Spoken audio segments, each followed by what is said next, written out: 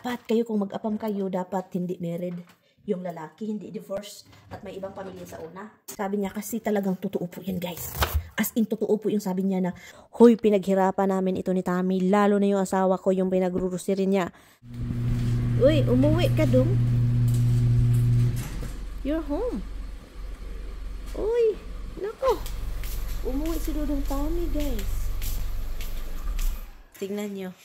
Yung kanin na pinabawon ko sa kanya, konti lang yung kinain. Ganyan po talaga yan siya. Hindi makanin. Hindi sanay kumakain ng rice. Pero bigyan mo ng pasta, lamon-lamunin. Lamon-lamunin yung pasta. Tapos macaroni salad, ang daming nakain. Kakaiba talaga to si Tammy talaga. This is wet now.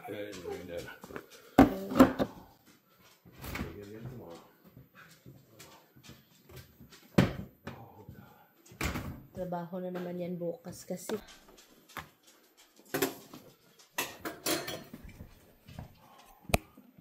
At saka meron pa din siyang yung heater niya, guys. Yung food heater niya. Kailangan ding hugasan. Kasi ito yung heater, guys. Oh, domino.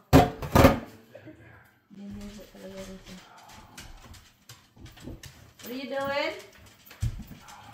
I'm very close. Yeah, sorry.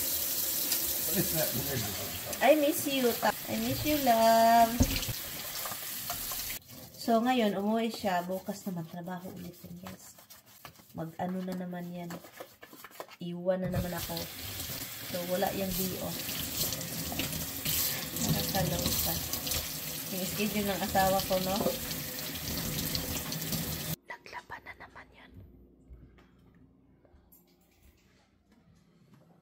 What are you doing? You just get home and you're doing laundry. Little mouse to wash. Huy. You just get home and you're doing laundry. You're trying to tell me something? That I don't do laundry? Aduh, guys. Kararating lang niya. Naglaba agad. Ako. Naglaba na tuloy. Kigwaman itong asawa ko eh. Maaga siya nakauwi, 9:08. Usually, mga past 12 yan. Or 12 makauwi. Naglaba, guys. Hindi ko alam kung anong nangyari. Bigla ang naglaba. Kakarating lang niya, laba agad. Feeling ko talaga, ito ganyan yan siya, guys. Sanay kasi yan siya maglaba. You know, kapag meron siyang makikitang labahan. Hindi na kayo, yung iba magtataka, magsasabi, grabe ka naman, Mirian, hindi ka naman nakapaglaba. Yung asawa mo, kakarating lang, naglaba agad.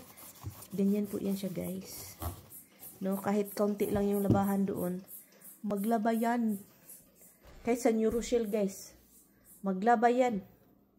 Wala, nasanay. Nasanay si Dudong Tammy. Ay, kape. You want coffee? Coffee pala. I forgot my husband want coffee. Go change and put your shoes away.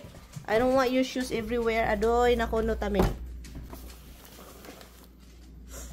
I forgot to make your coffee. He doesn't get his smoothie. So now he want coffee. Huh? I know you want your coffee. That's garbage too. Don't, anak ko talaga. So, ngayon, meron po tayo ditong kurtina. Itong kurtina natin is manipis. Makikita tayo sa labas, ganun-ganun. So, akin po itong ilagay, itong old curtain natin na nilabhan ko.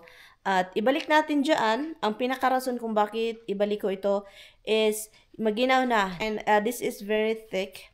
Kung hindi masyadong makapasok yung ginaw dyan sa sliding door. So, kaya ibalik naman ito. At isa pa, hindi tayo makikita sa labas. So, ito na nakita ko itong basher na ito. Matagal na po itong basher, guys, as in, hindi ko binablock kasi po talagang parang nag-enjoy siya pang baba sa akin ba, itong lulang na itong panuhak na ito.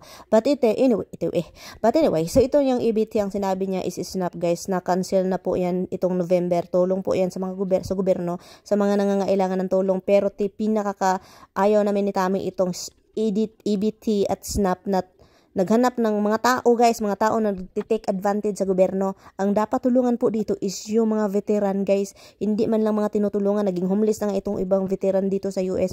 Kailangan ng tulong, no? Bakit naman itong mga iba nagtihaya lang, walang trabaho at maraming anak? Kasi ang dami pong matatanggap. At ito namang base na ito, masakit sa panga yung mga pinagsasabi niya. Kaya kung makita ko ang tiguangan eh, bunon ko ni kamatis na hello para bukol ng agtang. Buong buhay ni namin guys, hindi sila nakatanggap ng tulong sa gobyerno, yung mga card na yan para allowance grocery every month. Ang iba umaabot pa ng 4,400 monthly. Kigwa na yan. And then you're accusing us using EBT card para makapag-grocery.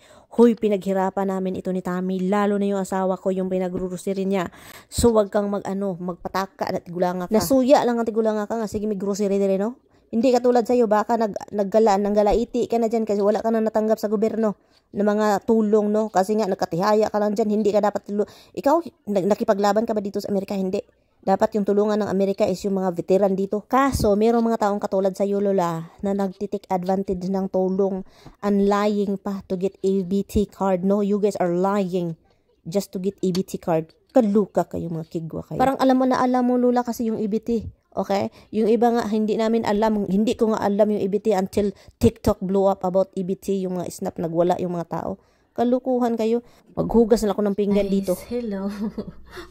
na-busy ako sa cellphone. Wala na ako masyadong nagawa. Galing ako sa labas, nagpakain ako ng mga ibon. Kasi yung mga ibon is kailangang pakainin. Kasi si Mister, wala nang ginagawa, kundi nagsasabi, meron kang biniling pagkain, pero tinatago ko daw sa trunk ng aking sasakyan. Hindi ko man daw nilabas. Sabi ko, bakit ilabas ko dong? Meron pa man tayong meron pa tayong pagkain dyan sa kanila. So ngayon, pinakain ko guys, kasi si Tami, ayaw niya magutom yung mga ibon. At yun, pagkatapos niya, nakaupo na lang ako guys. It's already 5 o'clock. Well, actually, it's not yet. It's 4:38 pa ng hapon. And then, alam nyo na, nag-change yung time. Yung stomach na aking mga anak is, sabihin nila na, tingkain naman. Yung bahog naman. Yan, wala pa man tabahog eh. Anak ba? So, kaya, nakalimutan ko din itong hugasan ng ating plato, no? Hugasan natin. Uy, hala, nagising na ang akong master. Good morning, Master Tami. Good morning, Master. Coffee, Master? Aloy. Not okay? No, that's what happens when you keep working. When you're in bed. Huh? What happens in bed? You don't really like the bed. I noticed that. Because my body's gotten the fuck up. And the couch also is not gonna help. But it's the only place I can get less peace. I have to lie on this side. If I lie on this side. Yeah, that side is makes you get worse. Luoy, man akong baby. Uy. Do you want some breakfast? I make you fried rice and egg? Huh? No rice. No rice? Scrambled? Okay. Bring this outside? No. Huh? No. Sometimes my husband is talking. Scrambled with cheese, Han? What? Scrambled with cheese? Yeah. Okay. Last egg na ito kay Tami. Meron pang 4 pero hindi na ako bibili ng ganito. Dapat yung ano yung pinakain ko, yun din yung kakainin niya. Kasi mahal-mahal yung egg ko, sa kanya mura-mura. O, diba? Siya yung nagtatrabaho and then pinakamura yung egg para sa kanya. Ayaw niya. Gusto kasi niya jumbo hotdog. Kaya mo ba to? Niya ako kay bahala ng dili jumbo. Basta kay large. And then, organic. Yung totoong free range ba? Even this is not my thing. Free range. I want pasture raised. Yung talagang pasture raised. Okay. Meron akong mga nakikitang video dito sa TikTok. Nagsasabi na, wait. Yung video na yun is yung Pilipina bago dito. Sabi pa niya, dapat kayo kung mag-apam kayo, dapat hindi married. Yung lalaki, hindi divorce, at may ibang pamilya sa una. So, ngayon, sabi niya, kasi talagang totoo po yan, guys. As in, totoo po yung sabi niya na, kung mag-apam kayo, i-make sure ninyo na single siya at wala siyang first family. Kasi ang hirap yun, guys. Naranasan ko yan, guys. Uy, naranasan ko yan. Grabe talaga. Yung unang lalaki ko, may pamilya yun, may una, may 2 anak, may ex-wife, you know, ganun. Guys, alam niyo ba kung anong nangyari, guys, sa kanya yung babae? nag-ano siya, yung parang party-party daw sa bahay nila. Masakit yan guys. And also, sabihin man natin na hindi tayo sanay sa ganyan, pero ang ating puso ba, parang tayo yung legit na asawa this time, pero yung feeling natin parang itsapwera. Yun, ganyan yan guys. Totoo yung naramdaman ng babae na yun. Parang inis sa puwera tayo ba? Tayo yung asawa, pero yung ex at mga anak palaging magpupunta-punta, ganun. At saka lalo na kapag baguhan pa tayo, hindi talaga tayo ma-open. Mas piliin pa natin magtago-tago. Kasi ganito yung naranasan ko noon pa. Noong pagdating ko dito guys, yung lalaking nagdala sa akin dito, alam niyo ba, may ano yan, may 2 anak. At saka yung ex niya, kontak-kontak sila. Because parenting, di ba, nandun, yung lalaki andun sa ina, yung panganay na babae andun sa lola. So, ang nangyari guys, usap-usap sila, ganun-ganun. Niya ako na silusa at saka malita na hindi kaya yung mga ganyan. Hindi man ko yan kaya guys. No, hindi talaga kaya. So, kaya kayo kapag mga silusa kayo, parang gusto niyo na walang magkuntak-kuntak, yung parang attention seeker. Kayo ba, attention seeker, gusto niyo sa inyo lang yung partner niyo. Huwag kayong mag-asawa guys ng afam na mayroong mga asawa at mga anak.